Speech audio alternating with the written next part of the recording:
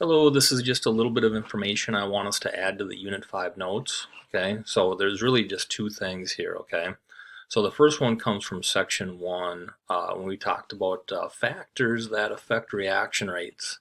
And I want to look at dealing with concentrations. All right, and what I'd like you to add that this only applies to gases and aqueous solutions. Okay, so it only applies to gases and aqueous solutions. Um, this doesn't affect liquids or solids because if you add you don't change the concentrations of liquids and solids. They have just a certain density. Gases you can expand or contract, and that's going to change their concentration. But liquids and solids you can't do that.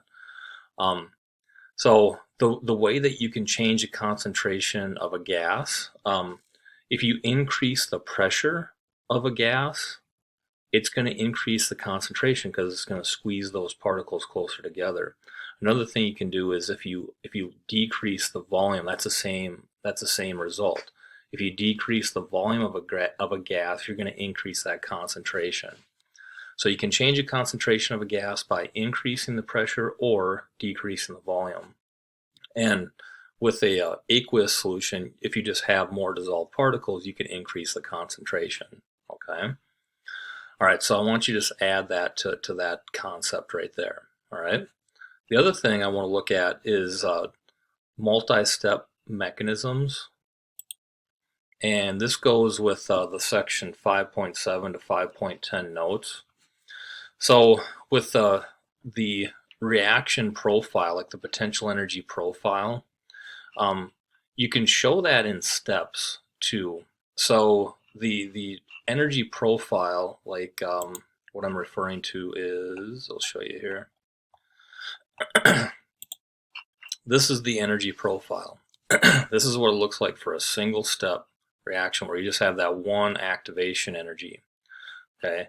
Well, if you have a multi-step mechanism, you can have 2 or 3 different activation energy hills that need to be overcome to get from reactants to products. And I just want you to add that to this section 5.7 to 5.10 notes. So if you have like this mechanism number 1, where you have the slow step and then the second 2 are faster, in terms of activation energy, the slowest step is going to have the highest activation energy. So it's going to have a high activation energy, and we can show that in the curve. It should reflect in the curve. So when we draw this out, it'd be potential energy on the y, it would be time on the x, and with this first step being slow, it would look something like this. The first step would have a real high activation energy curve, and then step 2, and step 3, like so. So this would be step 1, this would be step 2, this would be step 3. And step 1 being slow because it has a high activation energy. So that's what that one would look like.